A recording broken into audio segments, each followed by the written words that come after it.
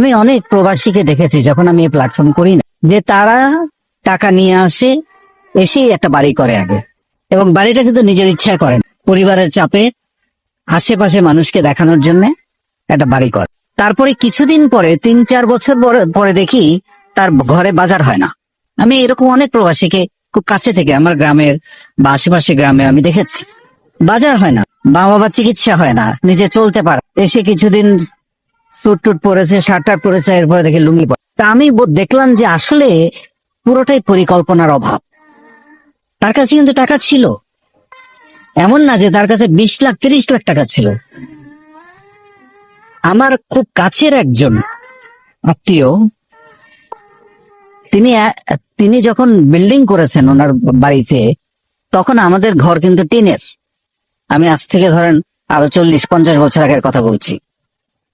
তখন আমাদের ঘর টিনের, মানে ওনার হাতে এত কাঁচা টাকা, এইটা কিনে ওইটা কিনে, একে টাকা দেয়, এই অসুখ, এই ধার নিয়ে যাচ্ছে, সবাই এসে তার কাছ থেকে শুধু টাকা নিয়ে যাচ্ছে, ক্যাশ টাকা তার কাছে।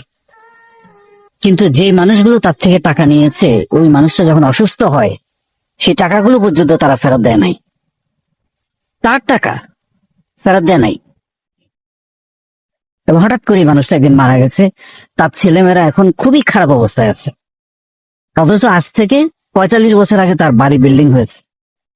শুধুমাত্র পরিকল্পনার অভাব। আমার কাছে মনে হয়েছে যে এই প্রবাসীদেরকে নিয়ে আমি একটু কাজ করি। বাংলাদেশে যখন আমি 64 জেলা নিয়ে শুরু করলাম, যখন আমি দেখলাম একটু একটু করে প্রবাসীরা এখানে যুক্ত হতে শুরু করেছে, তখন আমি তাদের জন্য কিছু পরিকল্পনা তৈরি করলাম। আমাদের প্রবাসীদের, বিশেষ করে মিডল ইস্টে যারা থাকে, আপনারা জানেন যে আমাদের 1 কোটিরও বেশি প্রবাসীর মধ্যে প্রায় 85% থাকে মিডল ইস্টে, বাকিরা হয়তো ইউরোপ, আমেরিকা, বিভিন্ন দেশে, অন্যান্য দেশে থাকে। এই মিডল ইস্টে যারা থাকে তারা কিন্তু, তাদেরকে কিন্তু একসময় বাংলাদেশে আসতেই হবে। ইউরোপ বা আমেরিকার মতো তাদের গ্রিন কার্ড বা অস্থায়ী প্রবাস থাকার, স্থায়ীভাবে ওই দেশে থাকার কিন্তু কোনো সুযোগ নেই।